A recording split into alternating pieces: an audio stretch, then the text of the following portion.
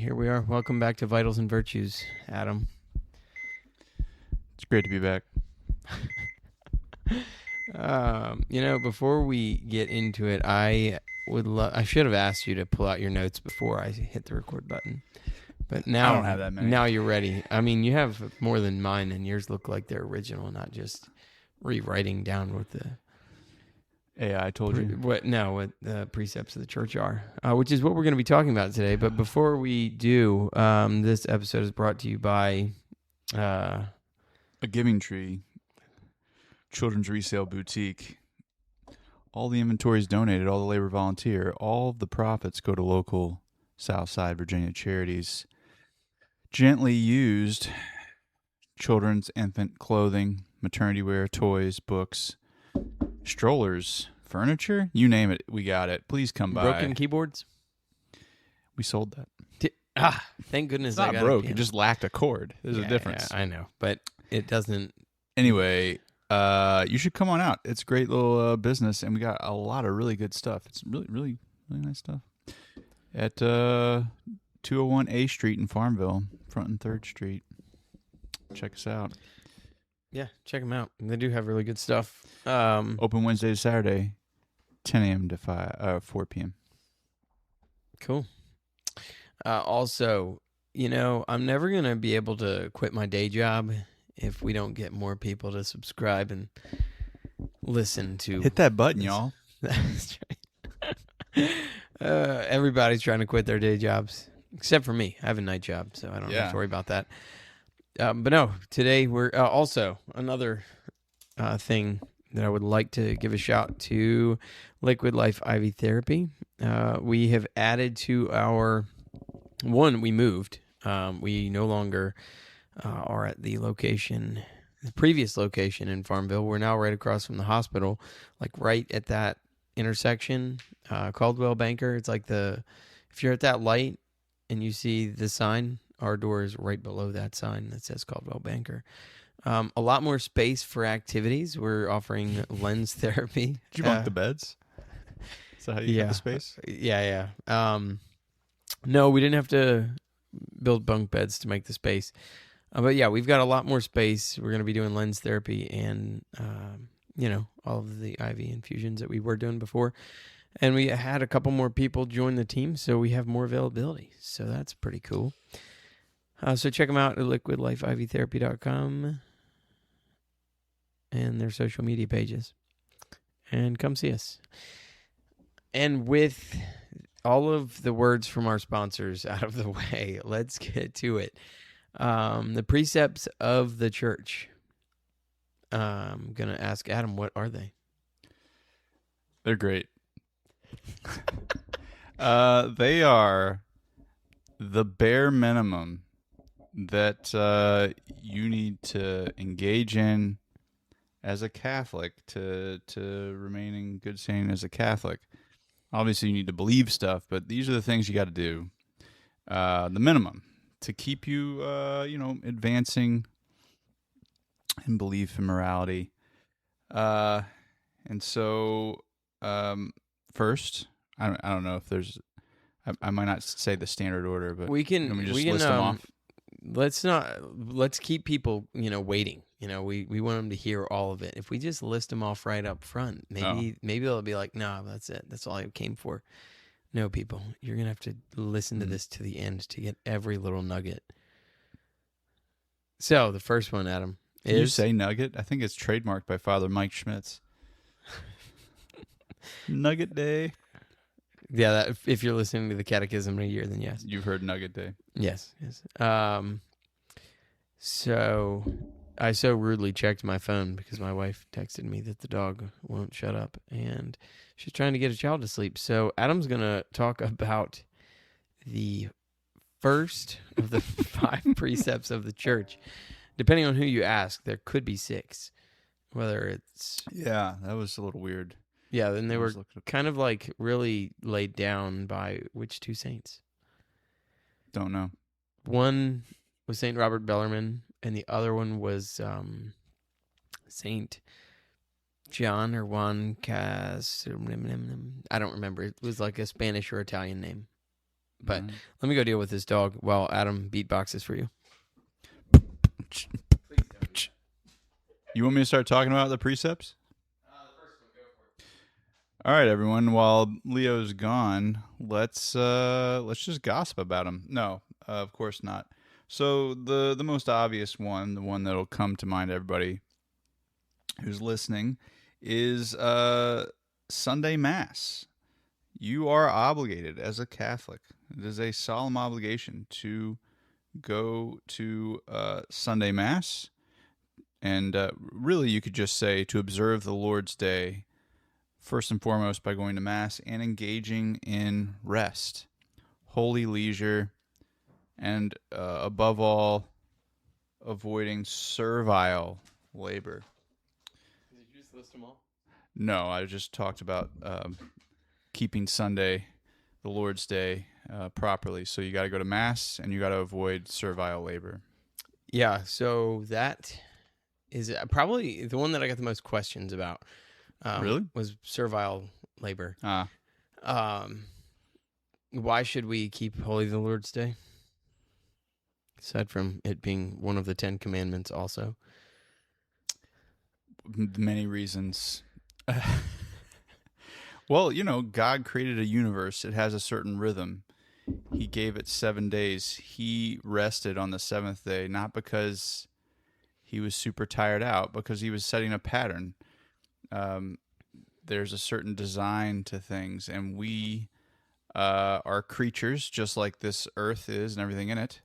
And we want to bring ourselves into alignment with the nature of things. And God has ordained that there should be a day of rest. But wasn't that the seventh day? Wasn't the seventh day rest? Why is Sunday? Why do we do that? I'm in the process of researching this. I have not completed it. What do you? My knee-jerk reaction though is early Christians who were by and large Jewish, and of course observed the Sabbath, just as I'm sure Jesus did. After Jesus died but didn't stay dead, important shocker, spoiler detail, alert, actually. Without that part, he would not have been as remarkable. When he resurrected, so early Christians started celebrating the Lord's Day on the first day of the week, because it's the day he was resurrected. And that's the day started observing this as their holy day of rest. But yeah, I mean, perhaps like you have more detail. No, that's about how I make it make sense in my head. It's like the beginning of like the new covenant, the fulfillment of the old. So, and maybe I don't know. I probably should not add anything to that, because that's... You could think of it as the first day of the week, which it is. It's the day of the Lord's resurrection. It's also the 8th day, you might think. Like, we had creation finished up. There's a day of rest on the 7th day, but now we have a new creation, right?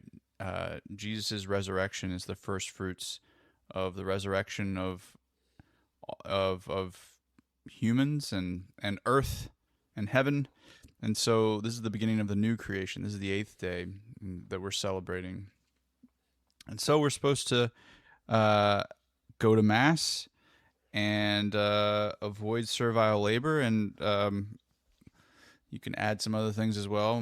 My family tries not to do unnecessary commerce, although we're flexible on that. Yeah, I'm in the same boat, because I think that's one of the... It's easy to say like, all right, well, I'm not going to go to work at my job because I don't want to go to work at my job on Sunday. And then you just use this as an excuse, like, well, it's the Lord's Day, I'm not going to go to work or whatever. But I think the bigger thing is that God set aside this day for rest. Man was not made... The Sabbath was not made for a man, but man for the Sabbath. So rather, I think I'm... No, hopefully I'm just not... reverse that. Did I reverse it? Gosh. Man was not made for the Sabbath. The Sabbath was made for man. Yeah. Is that right? So the way it makes sense to me is we're not like resting up so that we can work harder throughout the week. We are like working hard throughout the week so that we can rest in the Lord on that day. Like, if you fast, or if you don't ever fast and then you're just like feasting all the time, you feel gross. But if you actually like labor, like work hard, when you eat at the end of a long day, it makes you feel so much more satisfied. So with Sunday, if we'd have not been, we've been feasting it up all the time, because that's what Sunday is. Also, it is like a mini feast. We're celebrating the resurrection, like the source and summit of our existence. There present at Mass. So that's we're also in the same boat as you. Generally, to keep it holy, we don't go and do things on Sundays that would require somebody else to work. So, like, we're not gonna go out to eat on a Sunday.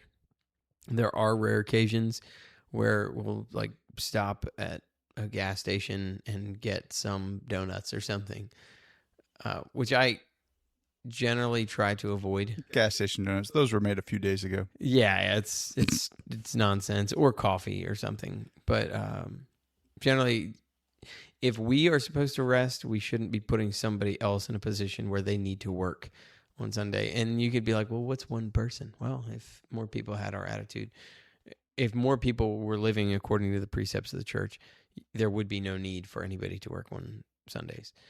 And then wait at least till after Mass to buy your fifth of whiskey, I think is what Leo's saying.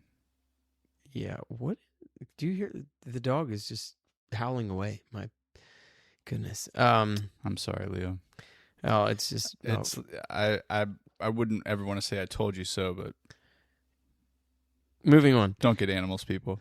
Children are hard enough. What actually is servile labor? Because so we've talked about like, hey, don't make somebody else have to work on Sunday, and also don't work extra on Sunday. I pulled something from. I'm gonna kind of pit St. John Vianney against Jesus here. Are you ready? I don't want you to. So it's interesting. Okay. You labor, my children, but what you earn ruins your body and your soul. If one asks those who work on Sunday, what have you been doing? They might answer, I've been selling my soul to the devil, crucifying our Lord and renouncing my baptism. I am going to hell. I shall have to weep for all eternity in vain. When I see people driving carts on Sunday, I think I see them carrying their souls to hell. Oh, how mistaken in his calculations is he who labors hard on Sunday, thinking that he will earn more money to do more work. Can 2 or 3 shillings ever make up for the harm he does himself by violating the law of the good God? You imagine that everything depends on your working, but there comes an illness and accident, so little is required. The good God holds everything in his hand. He can avenge himself when he will and as he will. All right, I'm not going to continue on. But, so there's that. And I think what St. John Vianney is talking about here is what he's saying. Like, people are trying to make extra cash. So, they're trying to get ahead. Yeah. So it was like, get paid overtime. I get overtime, extra money for working on my Sunday. So let me do that. And now, there are some jobs that people probably need to work on Sundays, like healthcare workers. I might be a little biased on that one. And believe me, I wish we could just shut the hospitals down on Sundays. Why don't people not have accidents on one day a week? Just I didn't pump them full of butter and sugar and fat their whole lives. It's their fault. No. Wait to have your coronary till Monday. That's right. So there are certain professions, law enforcement, EMS, healthcare workers, philosophy professors. Sure, we'll go with that. But there are some professions that it would seem imprudent or unwise to not have this open. And then even like you could make the argument for gas stations being open. Like people do at times have need to travel on the Sunday. So, anywho, there's that, and then pitting St. John Vianney against Jesus. That was just for a gasp, just for the shock and awe. What actually is the case is Jesus, when the Pharisees are like freaking out about him and healing on the Sabbath, plucking grain on the Sabbath, he tells the Pharisees, like, well, which one of you, if you had a donkey fall in a well, wouldn't fetch it out? You know, you get to a point where you're like, oh, well, we don't do anything on Sundays. Like, we don't even, like, oh, I forgot to put gas in my car. I walked too many paces. Yeah. There's ways that you can get crazy legalistic about it. I will say, if I know that something that I could do on Sunday is going to require me to do, like I'm going to have to stop for gas, and then I'm going to have to stop and feed the family because we're going to be gone all day Sunday, and I didn't prep well enough, the day before, I'm not going to do that thing. And this is one of the, reasons I don't typically like to do a long commute for Mass on Sundays. Because there in the past, like, it's like, oh, well, I really liked going to the Latin Mass over in Richmond, but it's like an hour and a half away. And then we have, after our second child was born, like, just more difficult to make a long drive. And then it's like, well, we have to feed people or they're going to get really angry in the back seat. So we're going to stop and we're going to get, and then it just turns into this whole debacle of basically profaning the Lord's day because you're not spent in holy leisure. You're spent like stressed out and driving and whatnot. So that was kind of a harder lesson to learn, honestly. It was somewhat difficult. But to Jesus's point here about I don't have any donkeys that are going to fall in wells. I could hazard a guess that most, if not all, of the listeners of this podcast don't have a donkey that's going to fall in a well that they have to fetch out. But maybe they have a car that breaks down, and like, hey, you got to fix your car because you do have responsibilities. Yeah, maybe your water line's broken and you can let it just keep leaking until Monday, or put in a few very important moments of labor. Yeah, to not damage your entire bottom floor. Right. Yeah. So there are prudent ways. If the ox is, my dad always used to say, ox is in the ditch when someone would be like, yeah, it's Sunday. I think sometimes he would use it as an excuse to do more and more. But question is, what do you find to be servile? If I'm a lumberjack, chopping wood on Sunday would probably be servile. I've been doing that all week.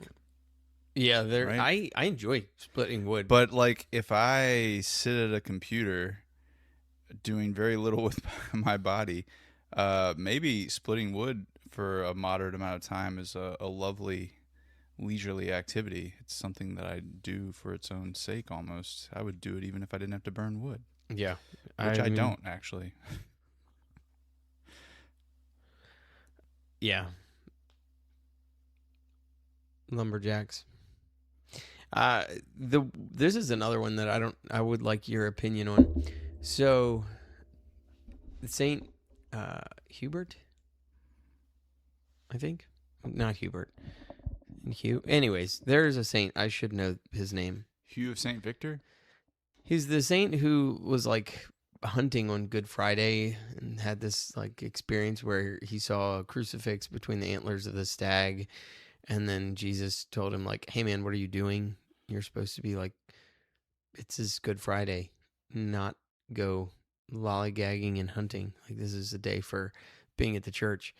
So he's like the patron saint of hunters. So anyways, when it comes to that, I know some people who like to hunt on Sundays. I have always had this idea that you shouldn't hunt on Sundays. Now, I know that some people, it's a very leisurely thing. And I'm not going to argue that.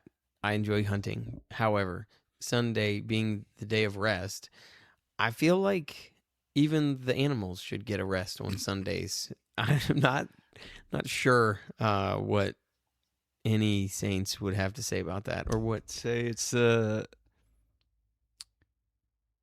here's an interesting angle.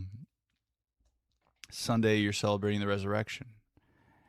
We know the resurrection is the first. Jesus' resurrection is the first fruits of our resurrection, the resurrection of humanity, but also the resurrection of heaven and earth. And in the resurrected earth, perhaps there will be no more need to shed the blood of Bambi and to eat our venison steaks. So we're in not hunting on this day. We're proleptically. Sorry, that's. Use smaller words, man. We are sort of like a humble nurse. It's a foretaste of that resurrection reality where we're now, where the lion lays down with the lamb and nobody has to die, and so we're living into that resurrection reality. Oh, just so you guys know, Adam's a vegetarian. It's tough. All that brisket I eat really gets in the way of it sometimes, but it does. Brisket, it's the broth. There's just no good vegetarian alternative to brisket. What can I tell you? That's true. All right, so yeah, we're not gonna have like a hard fast answers, but I think if you work at cultivating virtue in your life and kind of weighing what it is that you're doing, could this have been done some other day of the week? Or did you kind of like work the whole week and then, well, it's the weekend, time to do all the honey-do list items. Maybe you should restructure your week, I think. Or just not try to get it all done at once. Like, you've got Saturdays. Sure. Saturday is the day we try to get stuff done in our house that's not our job related, but are definitely tasks that are not fun or leisurely. Yeah. Yeah, I think we've beat that one enough. Well, there's. I just want to say a brief word to those people who are thinking, why do I gotta go to Mass on Sundays? God is everywhere. My Mass and worship is out in the fields, in nature. Why do I gotta go to Mass? Why can't I just pray anywhere to God? You can get. Why are you trying to control my life, Catholic Church? You can get. I'll water. get there when I get there. Yeah, you can get water. The water's everywhere. H2O. We breathe it in. We breathe it out. There is water everywhere. But if you need to get a drink, you go to a fountain, perhaps a spigot, perhaps a faucet. But you have to go to a source for water, and that source. I guess the person I have in mind is someone who's Catholic light, and it's like you know who you are. I make it to Mass when I can, and my response is our tradition teaches us that Mass is the point where heaven descends and comes closest to. I know you all can't see my hand motions, but I'm making really. He's over here making the more sign with his hands. Heaven descends and just kisses earth. It's where heaven and earth meet. It's a foretaste of heaven. It's a taste of heaven. Literally. Jesus is there, not just in spirit, in body. In truth. Whole body. What's the phrase? Body, blood, soul, body, and divinity. Blood, soul, and divinity. I'm only a 9.5-year-old Catholic, so it's tough. I've been wrestling with that question for a while. Does Jesus have a soul? What? Yes. He's God. I don't know. Yes. You're. Yes. So anyway, I mean, it touches. I will say yes. Heaven and earth touch. Jesus is there in the flesh. But I went last week, and I gotta like do some stuff around the house. Do you realize how pathetic you sound? Yeah, you sound pretty pathetic. Like if you want to take your, I might have to drive. There's traffic. He's God. He's there, and you're gonna get to eat him. So it's important to meet people where they are. But honestly, that's what Jesus is trying to do. Walk down the street. He is. To Jesus your parish. is there. But if you haven't like had that like encounter where you feel something, which you're not going to mass to feel something. Like you're going there to like honor, serve, worship the Lord of the universe. But we are relational people. If you're not going to mass and feeding your soul regularly as the church commands us to, which is every Sunday and on holy days of obligation, which, shocker, there's only like, 5 additional holy days of obligation throughout the year. It's not a lot. And depending on what day of the week they fall, if you're in the United States, they might be like abrogated and you just have to go to mass on Sundays. So do that thing. Let's move on. Confession once per year. This is a tough one for me because I never sin. But you got to do what you got to do. Adam's out there just breaking. No, he's not. I can't even. If you can't, like, imagine going.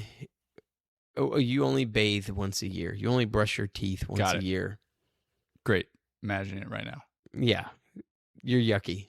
Hashtag and goals. And imagine if you, like, just think of all the filth that would be encrusted under your fingernails. Like you'd be diseased. Like you would probably be sick, because you have not cleaned yourself.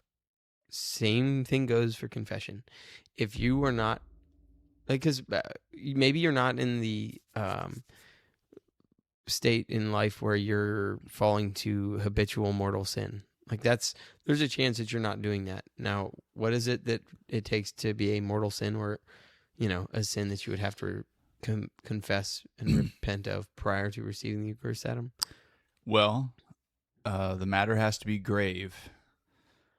Very serious matter, so it can't just be a minor thing. You have to engage in the sin with full knowledge that it is in fact sinful, contrary to God's commands, and you have to do it with full consent of your will, so not like under coercion, like someone has a gun to your head or something. I believe are the 3 conditions, but correct me if you think I'm wrong. No, I think that's it. So now maybe you're not doing a sin that is of that nature habitually, or even not even once a year, you're not doing it. Like, way to go. However, the church commands us to do certain things, and we have to approach what the church tells us as like as a respectful, obedient child does to like a loving parent. We have to approach the church as if it's knows what it's about, and it having been around for 2,000 plus years, I happen to be of the mind that it does know what it's about. If you are tempted to think, I didn't commit a mortal sin this year, I don't need to go to confession, stop telling me to do this, 2 things to keep in mind. 1, you can confess venial sins. And you ought to. It's a very good thing to do. 2, Jesus submitted to baptism. He clearly did not need to be cleansed of any sin. He also submit to his earthly mother when she was asked him at the wedding at Cana to do something about their alcohol shortage. And God bless him, which he did. He kept the party going. He submit to the authority of parents on earth. So if you think you're above submitting to authority, think again. Maybe you think you're better than Jesus. We're just saying that, could be a possibility. Go to confession. Yeah, go to confession. Wash your hands. And if you've been listening to the show for any length of time, you've probably heard me say that on at least like 3 episodes, because St. Francis de Sales advocates that we go to confession at least monthly, and basically every saint ever says go to confession at least once a week. And I have found that practice is incredibly helpful because, when you do something and you're more in the habit of doing a certain thing, it makes that thing much less difficult and much less like awkward. you can go points about confession. Go have a regular confessor. A lot of people, this is my opinion. There's no, actually a handful of saints do talk about just having a confessor that knows you. Because if you were to go to a different doctor every time you ever went to have some medical issue resolved and they don't know your medical history, the chances are they prescribe you something that, maybe they didn't see your allergy list and they prescribe you something that's not going to be good for you. Or maybe you're resistant to this certain thing. Having somebody that knows you as a person and knows the things that you struggle with can help you break from certain vices a little bit easier than maybe, the different priest to hear you in confession every so often. Are you okay, Adam? Looking for the beer, man. It's in the cooler. Oh, you put it in the cooler. Yeah. We didn't mention we are drinking a Scotch style ale from Founders. It's a dirty B word. DB. It's Yeah. the beer that put them on the map. It's pretty great. It's a great beer. It is. I'll agree with that. Might you grab me one also while you're doing that, sir? I can. I knew you could. That is a task well within your wheelhouse. Any more thoughts on confession? No, move along. Hold on, I actually think I might. Sanctification of Sundays. All right. So, St. John Vianney said, "My children, as soon as ever you have a little spot on your soul, you must do like a person who has a fine globe of glass, which he keeps very carefully. If the globe has a little dust on it, he wipes it off with a sponge the moment he perceives it, and there is the globe clear and brilliant. In the same way, as soon as you perceive a little stain on your soul, take some holy water with respect, and do one of the good works to which the remission of venial sins is attached, giving of alms, genuflection at the Blessed Sacrament, and hearing a Mass." Which, for venial sins, we can think like, oh, it's not that big a deal. Like, kind of is. Because if Jesus came down... I mean, it's part of the definition that it's not a big deal, but... The matter is not grave. Okay, if I punched you in the face right now, would that be a big deal or a little deal? I don't know. I feel like that would be... maybe I'd have to know the intent. I mean, I've had almost a beer. You could say it's that a pretty stout beer too. I don't have full consent to the will. Well, you consent to drink that beer. We don't need to get in the weeds on this. We're not Jesuits. Don't punch anyone unless you have a really good reason. St. Nicholas was all about it. Supposedly. I wasn't there. He probably didn't, but I don't know. But I want to believe he did. His skull, they examined it, and it apparently has a lot of calcifications, similar to that of a boxer. So, wait, we have St. Nicholas's skull? Dude, we have lots of saint skulls. Don't be so surprised. Hmm. Okay, that is definitely off in the weeds. But anyway, the thing about Tom Bombadil is... Dude, shout out to Tom Bombadil. He would go to confession once a year easily, but you should go more often than that. But he's got nothing to confess other than being awesome at singing trees into wait. You said killing people. You said earlier by the beard of Tom Bombadil, and I wanted to pull out the book to see, does he actually have a beard? I mean, I always imagine him. He's depicted as in various artistic renderings, which admittedly are not part of the original. But his description, book. I don't believe he had a beard. He's gotta. I don't think Goldberry liked a beard. The book. Well, is that's right a mark there. against Goldberry right there. The book is right over there. Uh-oh. I could Tom's on his way. Just All dissed Goldberry. All right. If you don't know who Tom Bombadil is, read The Lord of the Rings right now. Stop listening. First, subscribe. Stop listening. Go read Lord of the Rings right now. Right. At least now. the first volume. Okay. Yeah, so go to confession. Okay, and we're back. Hopefully we're you back. read all of Okay. that first volume. Receive the Eucharist one time per year during the Easter season. Speaking of venial sins, guess what is dealt with if you receive the Eucharist? Venial sins. Yeah. Yeah. The hearing of Mass and doing that, which I didn't realize all of the things that kind of remit venial sin. It's like a perfect act of contrition. If you realize, like, hey, I'm super sorry I did this thing, That's a pretty, like, how generous is the Lord that we don't have to like do anything extraordinary to receive his mercy. We don't even have to go get a dove and right slit its throat and sprinkle the blood on the altar. It's pretty amazing. Yeah, but receiving the Eucharist once a year. Now, if you are living in some sort of state of like I don't know how this actually works. But say that you are living in a state of mortal sin that can't necessarily be rectified. I don't know what type of life what that would have to look like, because I don't know. You're divorced and living with a woman that's not technically your wife, even though the state recognizes her as such. Yeah.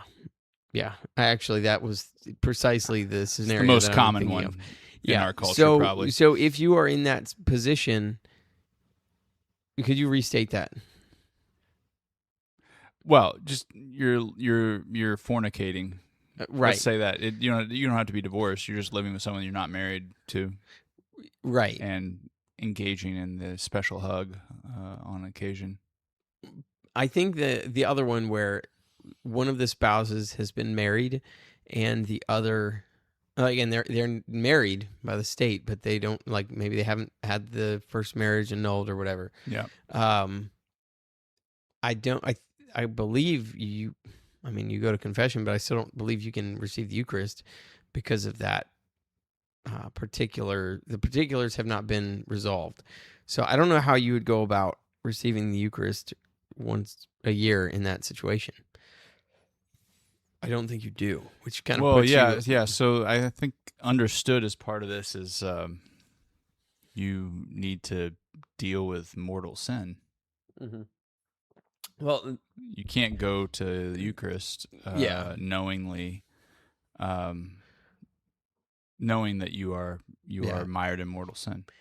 I think the difficulty here... So you have a duty then to deal with a mortal sin. Right. Now... So you can go to Eucharist. And that also can be a long process. Like, annulments aren't fast.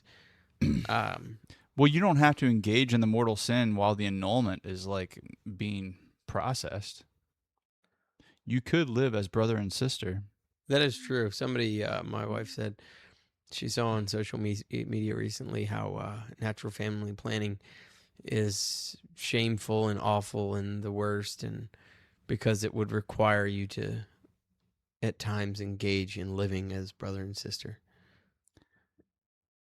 Is that what it's called when you don't have sex for a couple of days? I mean, dude, the things people will say. We're just brother and sister for these next fertile days. Yeah, it's silly. It's so silly. But yeah, I guess I'm going to treat you like my sister right now, because get out of here, bro. If we're not having sex, what else is there to our relationship? Sorry, children. Shout out to natural family planning. Yeah, way better than our culture would give it credit for. Very effective if used correctly, just like any contraceptive, except, Yeah, it's not. Perhaps someday I'll do an episode on natural family planning. Oh man, you really, the controversy angle. Yeah, I'd butcher it. I'd basically be like, hey, look, just don't engage in that special hug a couple times, and quit using. But I really want to. Anyways, practice restraint, people. It is not easy, but you were not made for comfort. You were made for greatness. Okay. Hashtag Ratzinger. Observe. We're moving on to number 4 of the precepts of the church. What is it, Adam? Without looking at your notes. Observe fasts and times of abstinence established by the church, which is interesting. Can you name the number of days that we are supposed to abstain from, or be days of fasting that the church prescribes throughout the year? Fasting? Mm-hmm. It's not many. It's just... I should have looked this up first. It's just during the Triduum? The Triduum? Triduum? Sorry, I don't pronounce it very well. Triduum. Anyways, I think it's only like Ash Wednesday and Good Friday are the only 2 days. Well, yeah, Ash Wednesday is only Good Friday. It's not any of the other days. It depends on where you are. I think the USCCB, I think in the United States, you could argue that it is perhaps a bit light in that way. But you can always fast more if you wish. Can, dude, fast. Unless it's a feast, in which case you are obligated to eat. Dude, I love Easter season. I gained some weight. Oh man, I'm still working off the Easter season right now. St. Michael's Lent, hashtag Exodus 90. Exodus 90, yeah. But only 40. I don't think that observing the fast, I do know that a lot of people, a buddy of mine, he's a bodybuilder in the past, and, dude's just stacked. And when he fasts, like, he can feel it a lot more than me on my tiny frame. He's got a bunch of muscle mass, like, depleting his resources. Yeah, so he goes, like, he feels the fast a lot more than I do. Same with abstinence. But this is the thing. All right, you're abstaining from meat. Are you going for the lobster? Technically, I can. Technically, you can. And I think this is where, if you were a vegetarian, the church does allow for, like, throughout the year, the church kind of changed the rules on abstaining from meat on Fridays year round. You can substitute that for something because you're supposed to do a penitential act in recognition of Friday being the Lord's Day. Or, sorry, not the Lord's Day. The day the Lord was crucified. So we offer some sign of, like, penance. Yes. Used to be pre-Vatican II, you abstain from meat every single Friday. Now you can choose a penitential act, which can still be abstaining from meat, which is what my family does. Mm-hmm. It's the easiest one. I mean, look, you don't need to have meat every day. You know how often the Israelites had meat? They might have had it one day a week. Yeah. And that was a good week. Like somebody killed a goat. Yeah.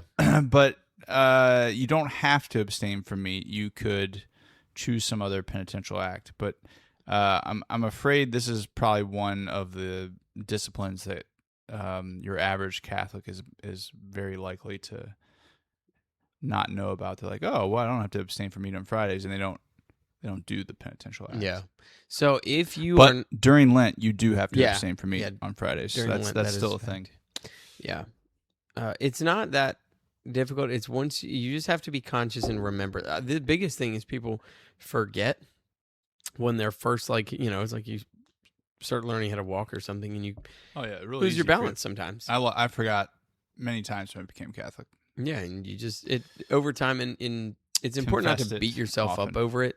Like, if you took a bite, don't be like, oh, well, I already took a bite of this steak. I'll just finish it, and, like, no, just already have 1 ounce. Got to have the other 15. Yeah, it takes some restraint, but just do the penance on Fridays.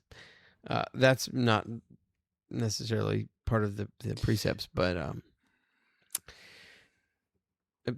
observe the fast, man. Yeah. Look them up. The USCCB online, which stands for the United States, what is it, Confraternity of Catholic Bishops or something, or not convention, something, some C word. Anyways, you can look up the days of fasting and abstinence, as well as the holy days of obligation that fall outside of the Sunday. So look those things up. And Adam, the last but definitely not least. You, as a Catholic, are obligated to support the church materially as you are able. Which is not 10%. Could be more, could be less. Yeah. Depending on your circumstances. Which, like, that's a pretty great thing, if you think about it. Because what does the church... It recognizes that some people in poverty, like, it would be pretty unjust to be like, hey, give us 10%, you bum. Church wouldn't call him a bum, but Leo's ad-libbing. The dog won't be quiet, and my child is falling asleep.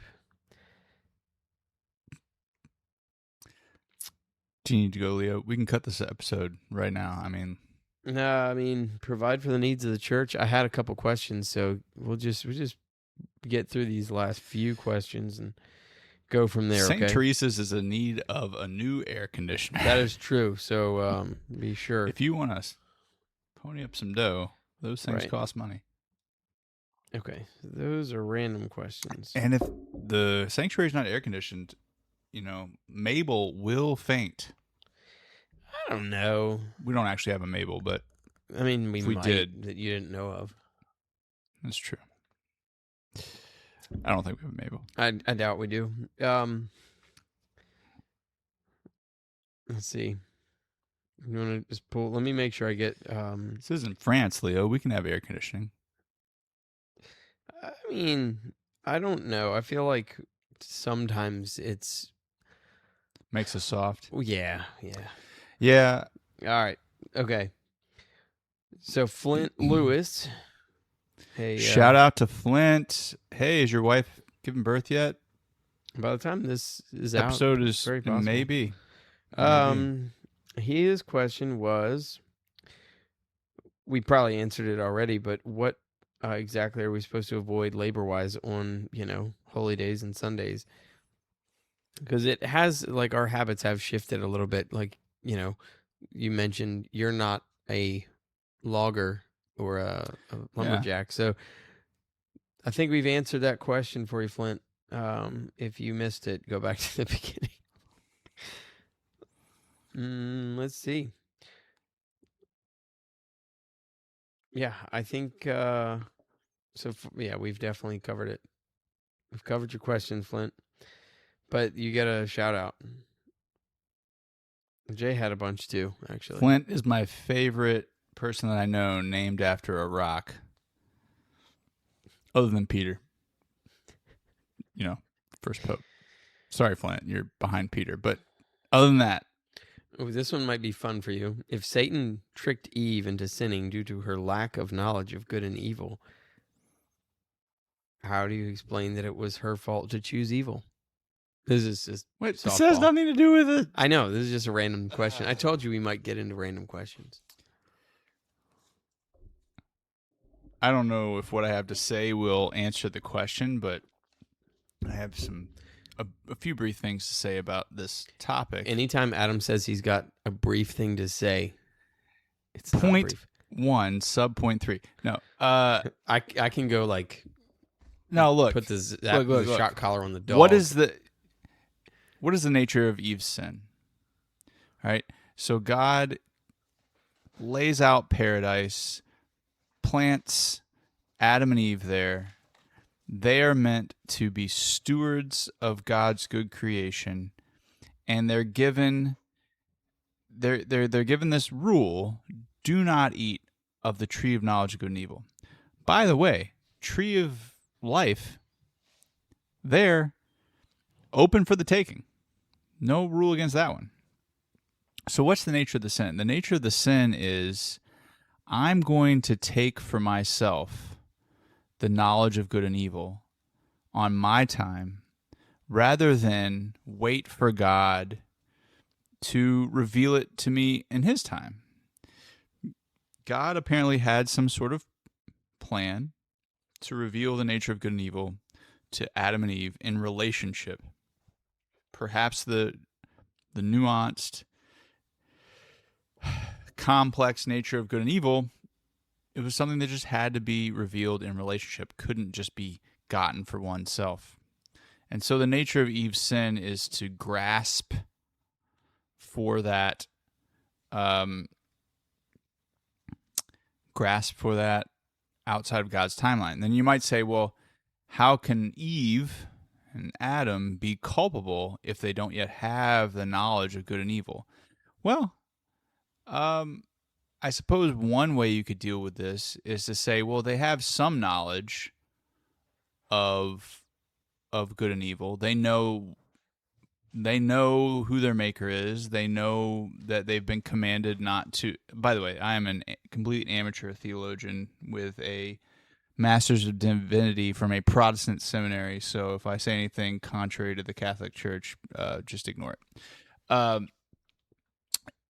and Eve had some knowledge of good and evil, but they didn't have a very extensive knowledge. So the eating of the tree of knowledge of good and evil would give them an extensive knowledge, perhaps.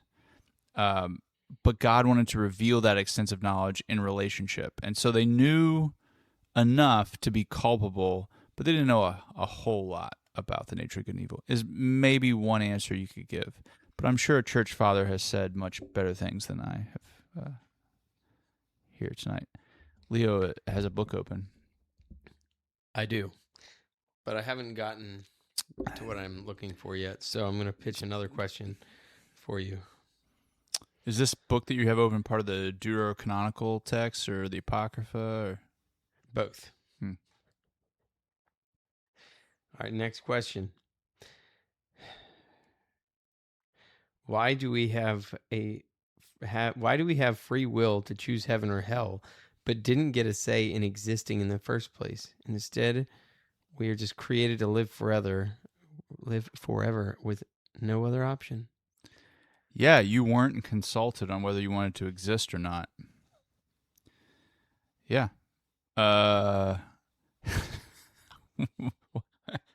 Why weren't you before? Well, think about what you're asking. Who is this? Is this Jay? Think about what you would be asking. You'd be asking, okay, I want to be consulted whether I will exist or not. Okay, before I exist. Okay. On what basis are you going to make that decision? Generally, we come to an age of reason where we've had enough experience where we can recognize reasons because we have experience with life and we know what's valuable and what's not, what's important, what's not, and we can make some informed choices. How are you going to make any of those choices about like the nature of life and its goodness or badness prior to living at all? You would have to exist before you. So I guess then you could respond, well, then God should give me some life experience and then give me the choice of whether I can be annihilated for all eternity or not. I don't know that God owes you that. Yeah, this is maybe just. What is better, to exist or to not exist? I have a pretty strong commitment to the answer that to exist is better than to not exist. Yeah. So, and Jay did not say that he currently struggles with these questions. So. Jay, look, if you don't want to exist, man, just come out and say it. Yeah. We'll have a talk. Yeah. Don't worry. No, but is existing better than not existing? Which is a weird question because go to the ontology. Jesus then said that it would be better if Judas never existed. It would be better if he had never been born, right? Is what he said of the man who betrayed him. Which seems to pose the question that perhaps existing and going to hell is worse than have never existed in the first place. Yeah, and this is a controverted issue. Aquinas actually thinks it's better to exist in hell than to never exist, than to cease existing. I think. And I know this is a popular view among certain theologians. I find it hard to swallow that, but it's like how... Seems like hell's pretty bad. Like worse than nothing, which is what not existing is. But ceasing to exist, the idea about ceasing to exist blows my mind. Because think about, well, it's the least popular view when it comes to the view of Christian views on heaven and hell. So there's the traditional view that some are in hell for all eternity, perhaps many. There's the less popular universalist view, or hopeful universalist view. Maybe it's the case that everyone is in heaven and hell is empty, except maybe for Satan and his demons. And then there's the least popular view, the annihilationist view, which says people go to hell, which universalists will say as well, but it's temporary, which is universalists will say as well. And it's temporary because they will eventually be annihilated, out of existence. Because a merciful God Because think about what if we go along with Aquinas, God is the source of our being. God has to maintain us in being at all times. So what does it mean for someone to suffer in hell for all eternity?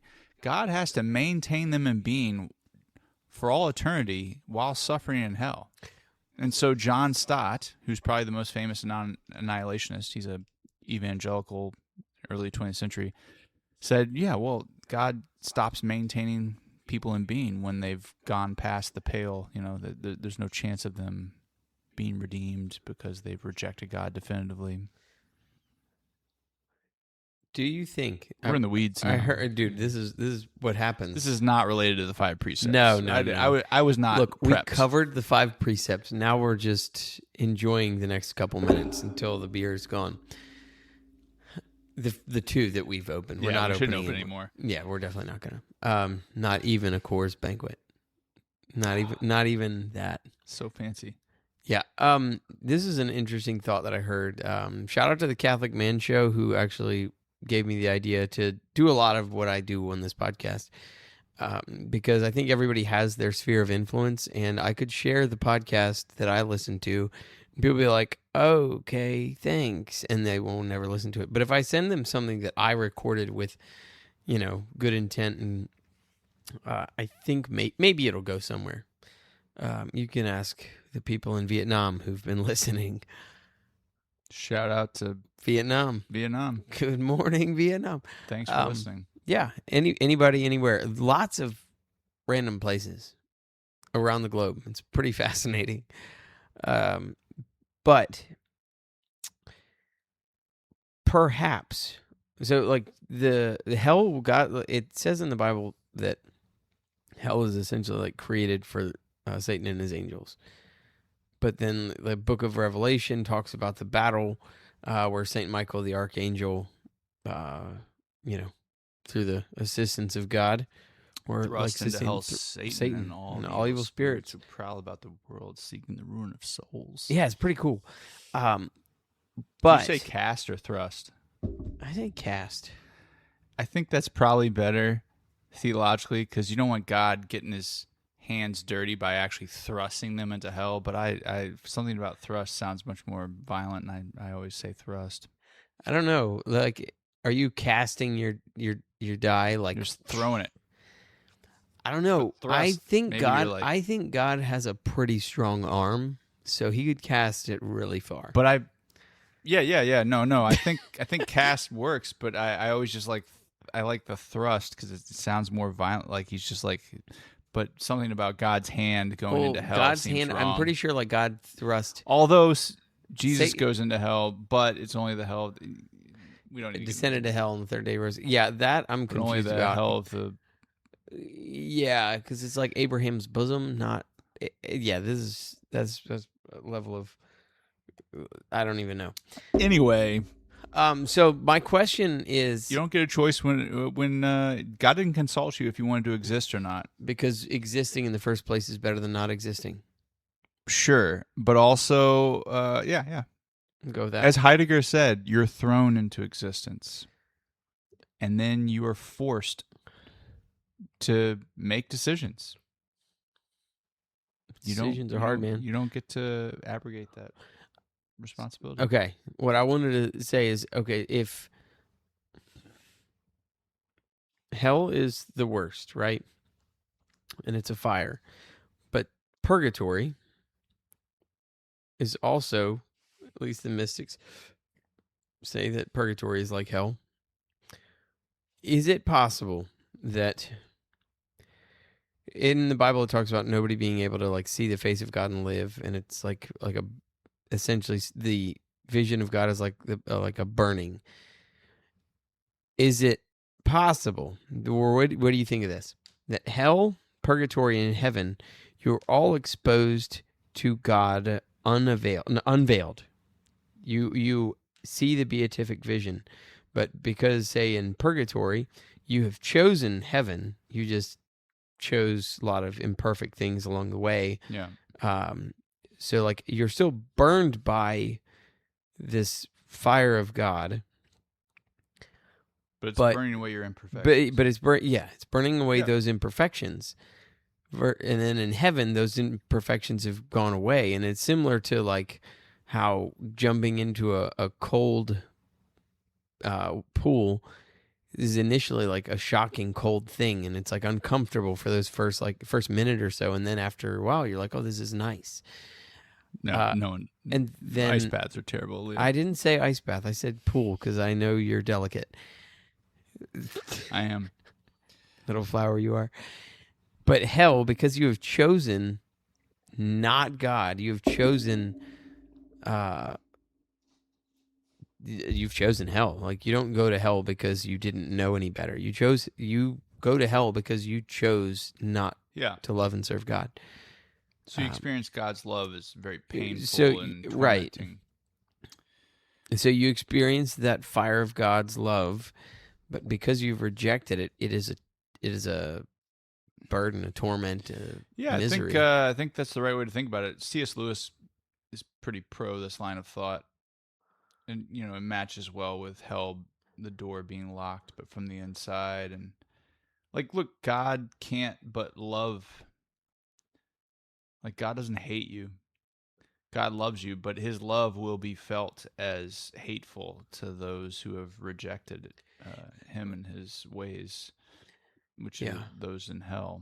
Well, what's interesting about that, the same love given to everyone is just going to be experienced differently. God doesn't change. It's you that have rejected. Have you ever been around a person who they're like just a genuinely like great person, and you see like the maybe my analogy wife has on a daily basis?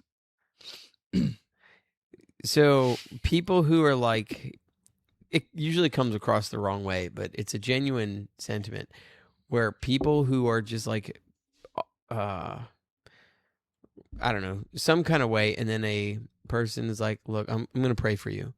And then it sets the person off who's getting prayed for, and they get like violently angry, and they're like, no, don't you do that to me. Don't pray for me. I don't like you. Like, yeah. And that's like how it is, where that, again, on a much lesser than infinite way, that person is loving the other person, but the other person does not want to experience the charity or love of the original other.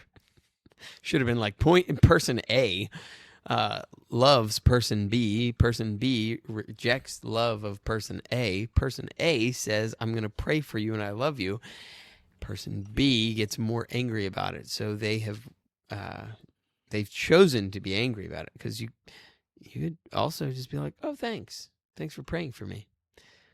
And I feel like magnify that by infinity, and you have God, and but he sustains those in hell in their existence, even when they're in hell. So, like, how much does it pain God to see that people exist in hell? Does God feel pain? Jesus did. I don't know how it works in the grand scheme of things but God lives outside of time. I can't answer this question. I don't want to wander into material heresy. Yeah, I know. But the inner machinations of my mind are an enigma. But just Patrick Starr. Jesus is eternally sacrificing himself to the Father. It seems like pain is involved there, but it's been transfigured, because ultimately it's been taken up to a cross, into the resurrection. So yeah, I don't know if it. I told you we weren't going to talk about anything trans on this show today. You did not tell me that, but I assumed. Yeah, transfiguration, Transformers, Transformers, Optimus Prime, or Tom Bombadil. Yeah, transforming trees from murderers to friends. Really got to read Fellowship of the Ring, y'all. Yeah, all of them actually. But I have a certain opinion of people whose favorite book, if the Lord of the Rings doesn't fall in to the category of, like, this is a me thing, but hear me out. But it's objectively true. If The Lord of the Rings doesn't land right below the Bible because as a Christian, I believe you are obliged to say and try to mean that the Bible is your favorite book. You might enjoy reading Lord of the Rings better, but I mean, if Lord of the Rings isn't in your top 3, I don't know if we can be friends anymore. I'm not gonna be as extreme as Leo. I'll just say this: if you get to the end of the Return of the King, the last of the 3 volumes, you read the last few, pages, paragraphs, and you don't at least tear up a little bit, you don't you're on the verge of crying, you might not have a soul. So that's all I would say. Much less extreme than Leo. If you get that far and haven't teared up, I'm just saying, if you can read after reading the whole thing, if you can read the last few chapters without tearing up, no, man, I could think about it and start tearing up. But really, for me, it starts at Boromir. Oh, you and Boromir, man, what a man crush. 100%. We're going off the rails, people. We gotta bring this into the station. Good luck. I think the summary is just do the bare minimum. It's like at least it's a relationship thing too, which sounds like. Are you gonna get an Office Space clip to play on this, or I've never seen proprietary or what? You've never seen that movie? Look, you act surprised every time I tell you a movie that I haven't seen. Oh, I forget. Leo's from a different generation than me. Still haven't seen Big Trouble Little China. Now we really can't be friends. That's terrible, by the way. How? I don't know. We've talked about it. Next time when I'm like, man. Hey, we're gonna do a podcast, but is it on VHS or is this? I got a DVD of it. It's coming. It's like 94 minutes of pure gold. Before we close this out, Oktoberfest is coming. I got Adam tickets.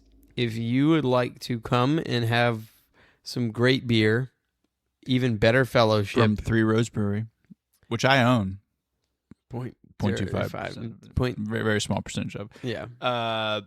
Great fellowship, great German food, games.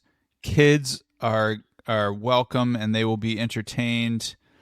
We did face painting. It's going to be a great time. We'll have a piñata. It's not really a look. We know Bavaria. Invite your friends. They don't need to come to the church. They can just be people you pull off the street. Just make sure they pay money. It's not. We're not asking for much. You know what? Not much. Yeah, and all of the proceeds will go to very good cause, either building and maintenance fund at the church, or the life ministry. Yeah, life ministry, which helps out with people that just had a baby, survive. Yeah, that is a real struggle. Or other equally important things. We also donate to we put a manpower and some monies at the is it the Central Virginia Crisis Pregnancy Center, or just the Pregnancy Center? I don't know, but we do some good stuff with the monies, and it's a great time. Pregnancy Support Center, I think that's the word. Yeah, so come on out to Oktoberfest. Should have front loaded this. October 4th, 4 to 7 p.m. Buy tickets or pay for tickets at the door. You should buy them in advance because I kind of need to. I gotta buy so much. I gotta order kegs. It's a whole thing. Yeah, delicious beer. Dude. The black lager last year, 10 out of 10. They don't have it right now, but I'm hoping they're gonna get Oktoberfest on, and I will reserve the keg far enough in advance to get a true Oktoberfest. That will be great. I mean, the ones they usually have one every year. It's been so good. One thing, we'll call this good. Come to Oktoberfest, live out the precepts of the church. It's only 5 things, and be a saint. That's it. It's not that hard. Actually, it's really hard, but you're called to greatness, not comfort. That's right. You know what? Pope Emeritus. I don't know. Pope Benedict the 16th, pray for us. And St. Francis de Sales, pray for us. And also, St. John Vianney, pray for us. Anyone else that you would like to pray for? St. Therese Lisieux, pray for us. St. Athanasius, pray for us. Who was a stalwart opponent of Arius and spent much of his time in a cave. More time than not of his bishopric hiding in exile, including his own father's tomb. Pray for us. St. Sebastian, pray for us. Double martyr. I think there's been more. All right. This has been fun. Like, subscribe, and share, and go to a giving tree.